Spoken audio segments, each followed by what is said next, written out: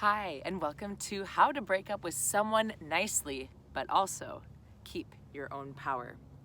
So here's the problem that I see. We want to maybe stop dating somebody, maybe break up with somebody, but we feel like we're rejecting them, or it brings up our own feelings of self-worth and self-value. My name is Dawn Bennett, and I'm going to get to how to fix that within yourself so you can confidently and powerfully break up with somebody. I'm an emotional freedom techniques practitioner, also known as tapping, and I've been working for 23 years with people, helping them ease their emotional and physical pain. I'm also the best-selling author of The Touch Crisis. So to get right into it, how do you break up with someone nicely, but yet with power and confidence? Have you yourself ever felt unwanted, perhaps unloved, maybe like you weren't good enough for somebody else? And then you start thinking about breaking up with somebody else, and perhaps you project that they're gonna feel that same way. Or perhaps you're told to be nice in a really passive way, and breaking up actually makes you feel guilty, like you've hurt the other person, especially if you care for them.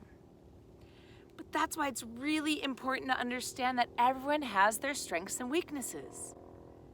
Everyone has a type of relationship that works for them really, really well. And just because they don't match you doesn't mean that they or you are bad or unworthy or unlovable.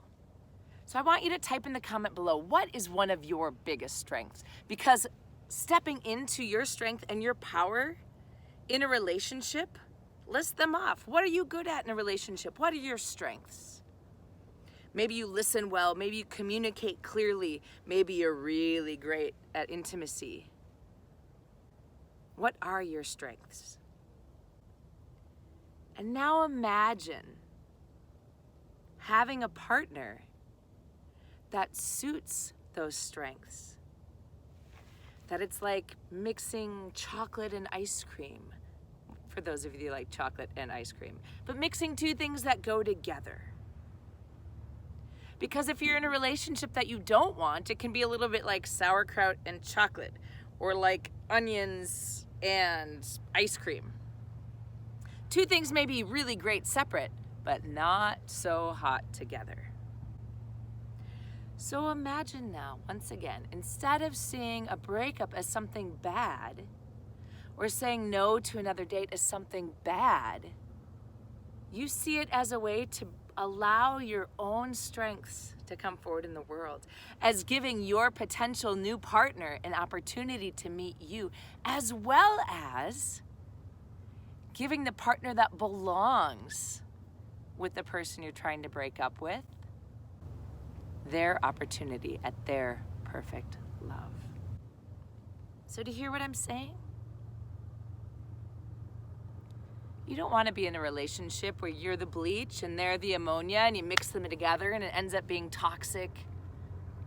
I mean, sure, it may clean well separately, but it's not so healthy together. So do you hear what I'm saying?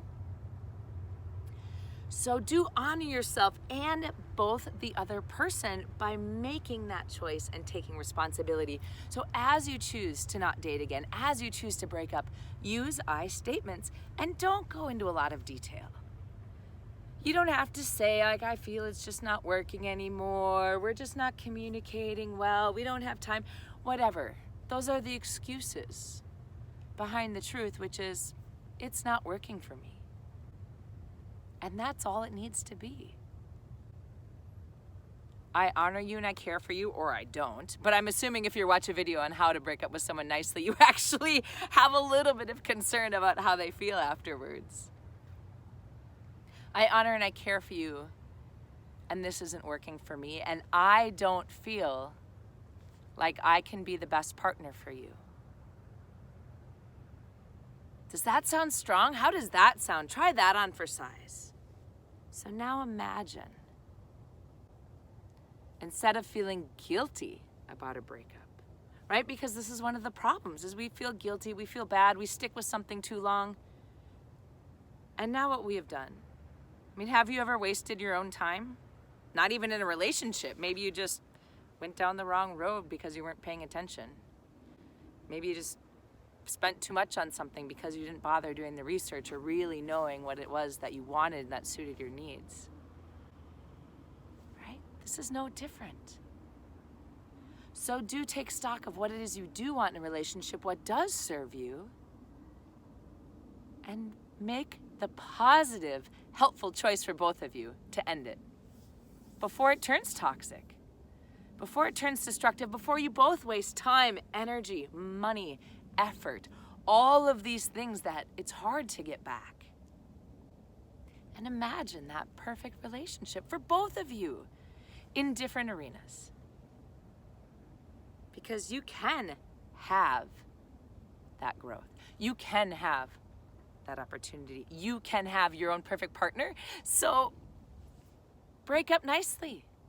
And nice means soon. Nice means with respect, with kindness, with I'm statements. Take responsibility for your own part, which all it has to be is, I'm not into this anymore. That's all it has to be. No blaming, not yourself or the other. So stand confident and strong in your choice. If you need to find breathwork, meditation, emotional freedom techniques, get support from a friend, start practicing your wording, whatever it takes for you to do it now. Make that choice for yourself. Comment below on how you're going to use this on your deadline, on your timeline. Set some accountability. When you do it, let us all know. How did it feel? How do you need support? We are here to support you, this community.